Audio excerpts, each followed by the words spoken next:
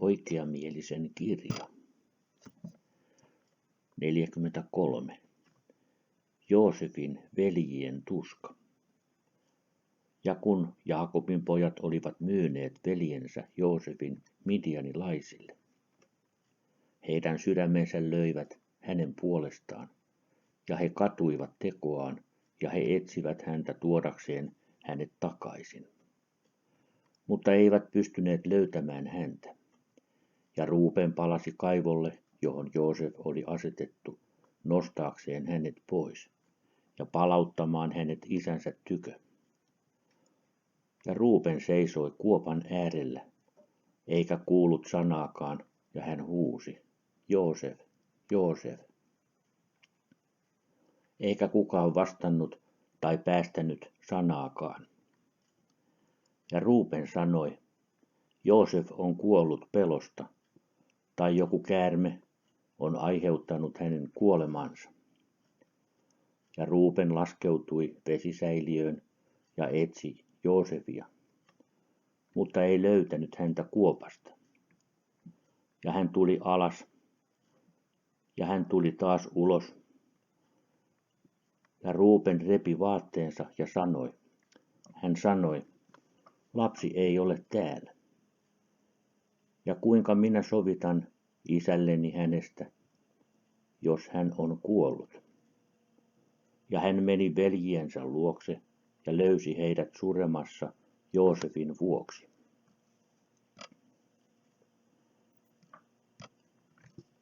Ja neuvottelevan yhdessä, kuinka sovitella heidän isälleen hänestä. Ja Ruuben sanoi veljilleen, minä tulin kaivolle ja katso, Joosef ei ollut siellä. Mitä me sitten sanomme isällemme? Sillä isäni etsii minulta vain poikaa. Ja hänen veljensä vastasivat hänelle sanoen, niin ja niin me teimme, ja sydämemme jälkeenpäin lyövät meitä tästä teosta. Ja me nyt istumme etsimässä tekosyytä, kuinka sovitamme sen isällemme. Ja Ruuben sanoi heille, mitä on tämä, mitä olette tehneet, saattaaksenne meidän isämme harmaita hiuksia murheellisena hautaan? Asia ei ole hyvä, mitä olette tehneet. Ja Ruuben istui heidän kanssaan, ja kaikki nousivat ylös ja vannoivat kukin, etteivät kerro tätä asiaa Jaakobille. Ja he kaikki sanoivat, mies, joka kertoo tämän isällemme tai hänen taloudellensa, tai joka ilmoittaa tästä jollekin maan lapselle. Me kaikki nousemme häntä vastaan ja surmaamme hänet miekalla. Ja Jaakobin pojat pelkäsivät toisiaan tässä asiassa, nuorimmasta vanhimpaan, eikä kukaan puhunut sanaakaan. Ja he piilottivat asian sydämiinsä. Ja he jälkeenpäin istuivat alas määrittelemään ja keksimään jotain sanottavaa isälleen Jaakobille kaikista näistä asioista. Ja Isaskar sanoi heille, tässä on neuvo teille.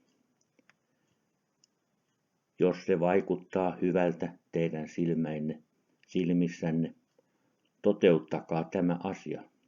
Ottakaa takki, joka kuuluu Joosefille, ja repiä se, ja tappaa vuohenkili, ja upottaa sen vereen. Ja lähettäkää se isällenne, ja kun hän näkee sen, hän sanoo, että paha peto on syönyt hänet. Siksi repikää hänen takkinsa, ja katso hänen vertansa on oleva hänen takkinsa päällä. Ja tämän tekemällä me olemme vapaat isämme murinoista. Ja Isaskarin neuvo miellytti heitä. Ja he kuulivat häntä, Ja he tekivät Isaskarin sanan mukaan, jonka hän oli neuvonut heille. Ja he kiiruhtivat ja ottivat Joosefin takin ja repivät sen, ja he tappoivat kilin vuohista ja upotti takin kilin vereen. Sitten tallasivat he pölyyn, ja he lähettivät takin isälleen Jaakobille Naftalin käden kautta. Ja he käskivät häntä sanomaan nämä sanat.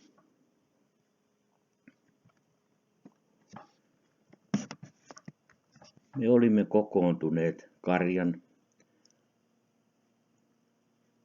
koonneet karjan ja olimme tulleet Siikemin tielle saakka kauemmas ja löysimme tämän takin tien päältä, erämaassa kastuneena vereen ja pölyyn. Nyt siis tiedä, onko se sinun poikasi takki vai ei.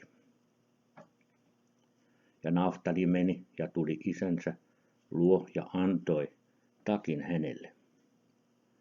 Ja puhui kaikki sanat, jotka hänen veljensä olivat käskeneet. Ja Jaakob näki Joosefin takin ja tunsi sen ja lankesi kasvoilleen maahan ja jähmettyi kuin kivi. Ja hän jälkeenpäin nousi ylös ja huusi kovaan ääneen ja itkun äänellä sanoi, se on minun poikani Joosefin takki. Ja Jaakob kiirehti ja lähetti yhden palvelijoistaan sinne hänen poikien luokse, joka meni heidän luokseen ja löysi heidät tulemasta tietä pitkin lauman kanssa. Ja Jaakobin pojat tulivat isänsä luokse illalla, ja katso, heidän vaatteensa olivat revitty ja pölyä oli heidän päidensä päällä. Ja he löysivät isänsä huutamasta ja itkemästä kovalla äänellä. Ja Jaakob sanoi pojilleensa, kertokaa minulle totuuden mukaisesti, minkä pahan te olette tänä päivänä äkillisesti tuoneet minun ylleni. Ja he vastasivat heidän isällensä Jaakobille, sanoen, me olemme tulossa tänä päivänä sen jälkeen, kun lauma oli koottu. Ja me tulimme Siikemin kaupunkiin saakka erämaan tien kautta. Ja me löysimme tämän takin täynnä verta maan päältä. Ja me tiesimme sen ja lähetimme sinulle, jos sinä tietäisit sen. Ja Jaakob kuuli poikiensa sanat, ja hän huusi kovalla äänellä ja sanoi, se on minun poikani takki. Paha peto on syönyt hänet.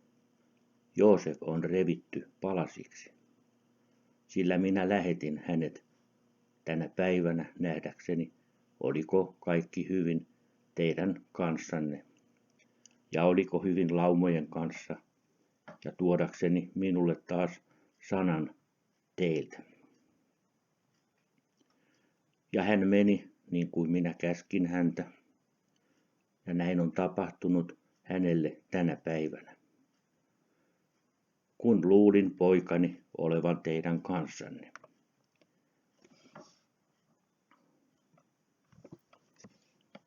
Ja Jaakobin pojat vastasivat ja sanoivat, hän ei tullut luoksemme, emmekä ole nähneet häntä siitä hetkestä asti, kun lähdimme ulos tähän saakka. Ja kun Jaakob kuuli heidän sanansa, huusi hän taas lujaa ja nousi ylös ja repi vaatteensa ja pani säkkivaatteet lanteilleensa. Ja hän itki katkerasti ja suri ja korotti äänensä itkuun. Huudahti ja sanoi nämä sanat. Joosef, minun poikani, oi minun poikani Joosef. Minä lähetin sinut tänä päivänä veljiesi hyvinvoinnin perään. Ja katso, sinä olet revitty paloiksi. Minun käteni kautta on tämä tapahtunut pojalleni. Murehdin sinua, Joosef, minun poikani. Suren sinua, kuinka ihana sinä olitkaan minulle elämäni aikana. Ja nyt kuinka äärimmäisen katkera on sinun kuolemasi minulle. Oi kumpa minä olisin kuollut sinun sijaasi, poikani Joosef. Sillä se surettaa minua masentavasti sinun vuoksesi, oi minun poikani, minun poikani. Joosef, minun poikani, sinä olet. Ja minne sinut on vedetty? Herää, herää sinun paikastasi. Ja tule ja näe minun tuskani sinun vuoksesi. Oi minun poikani Joosef.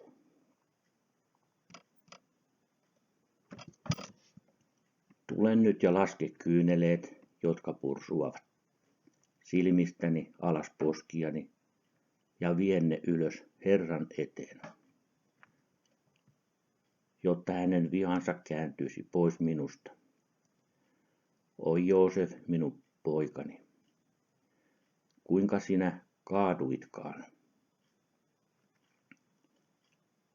sellaisen käden kautta, jonka kautta kukaan ei ollut kaatunut maailman alusta tähän päivään asti. Sillä sinut on tapettu vihollisen lyömänä, satutettu julmasti, mutta totisesti minä tiedän, että tämä on tapahtunut sinulle minun syntieni paljouden tähden. Herää nyt ja näe, kuinka katkera on minun ahdistukseni sinun vuoksesi, minun poikani.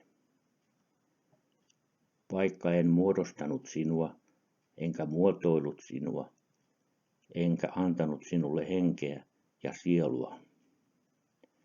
Mutta se oli Jumala, joka muodosti sinut ja rakensi luusi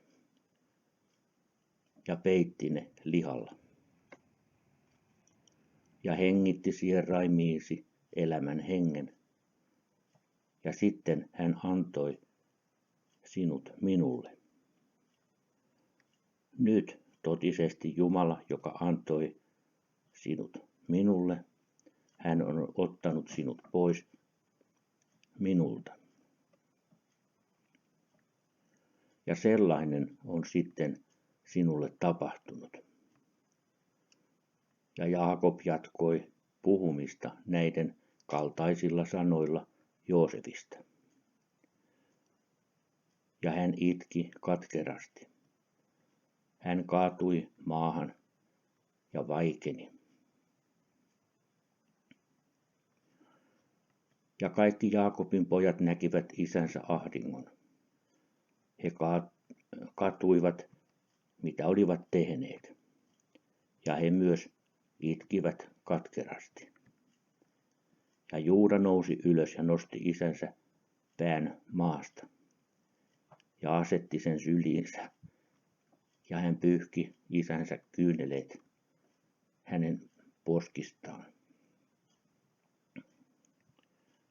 Ja Juuda itki erittäin suurella itkulla, kun hänen isänsä pää lepäsi hänen sylissään, paikallaan kuin kivi. Ja Jaakobin pojat näkivät isänsä vaivan, ja he nostivat äänensä ja jatkoivat itkua. Ja Jaakob makasi vielä maan päällä, paikallaan kuin kivi. Ja kaikki hänen poikansa ja hänen palvelijansa ja hänen palvelijan jansa lapset nousivat ja seisoivat hänen ympärillään lohduttaakseen häntä. Mutta hän kieltäytyi lohdutuksesta. Ja koko Jaakobin kotitalous nousi ja suri surulla Joosefin tähden ja heidän isänsä ahdistuksen vuoksi. Ja tiedustelu saavutti Iisakin, Jaakobin isän, Abrahamin pojan, ja hän itki katkerasti Joosefin takia. Hän ja koko hänen kotitaloutensa, ja hän lähti paikasta, jossa asui Hebronissa.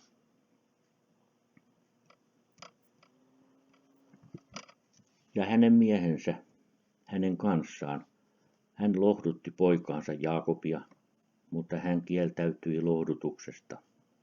Ja tämän jälkeen Jaakob nousi ylös maasta, ja kyyneleet juoksivat alas hänen poskistaan. Ja hän sanoi pojillensa, nouskaa ylös ja ottakaa miekkanne ja jousenne. Ja menkää vainiolle ja etsikää, löydättekö minun poikani ruumiin ja tuokaa se minulle, jotta voin haudata sen. Etsikää myös, minä pyydän petojen joukosta ja metsästäkää niitä, jos se, joka tulee ensimmäisenä teidän etenne, vangitkaa se ja tuokaa minulle. Ehkä Herra aikoo tänä päivänä sääliä koettelemustani. Ja valmistakaa teidän edessänne se, joka repi poikani kappaleiksi. Ja tuokaa se minulle, niin minä kostan poikani asian. Ja hänen poikansa tekivät niin kuin heidän isänsä oli heille käskenyt. Ja he nousivat aikaisin aamulla, ja kukin otti miekkansa ja jousensa käteensä. Ja he lähtivät ulos vainiolle metsästämään petoja. Ja Jaakob itki edelleen ääneen ja itki ja käveli edestakaisin talossa ja löi käsiänsä yhteen sanoen, Joosef, minun poikani, Joosef, minun poikani. Ja Jaakobin pojat menivät erämaahan vangitsemaan petoja, ja katso, susi tuli heitä kohti. Ja he vangitsivat sen ja veivät sen heidän isänsä luokse. Ja he sanoivat hänelle, tämä on ensimmäinen, jonka olemme löytäneet, ja me olemme tuoneet sen sinulle, kuten käskit. Mutta sinun poikasi ruumista emme löytäneet. Jaakob otti pedon poikiensa käsistä, ja hän huusi kovalla äänellä ja itkevällä äänellä, pitäen petoa kädessään, ja hän puhui katkeralla sydämellä pedolle. Miksi söit poikani Joosefin? Ja kuinka sinulla ei ole ollut maailman Jumalan pelkoa? Tai minun ahdinkoni puolesta, poikaani Joosefia kohtaan. Ja sinä ahmit poikani tyhjän vuoksi, koska hän ei tehnyt väkivaltaa ja siten teki minut paheksuttavaksi hänen vuokseen. Siksi Jumala tulee vaatimaan häntä, jota on vainottu. Ja Herra avasi pedon suun lohduttaakseen Jaakobia sen sanoilla ja vastasi Jaakobille ja puhui nämä sanat hänelle. Niin totta kuin Jumala elää, joka loi meidät maailmaan, niin totta kuin sielusi elää, Herrani. Minä en nähnyt poikaasi, enkä repinyt häntä paloiksi.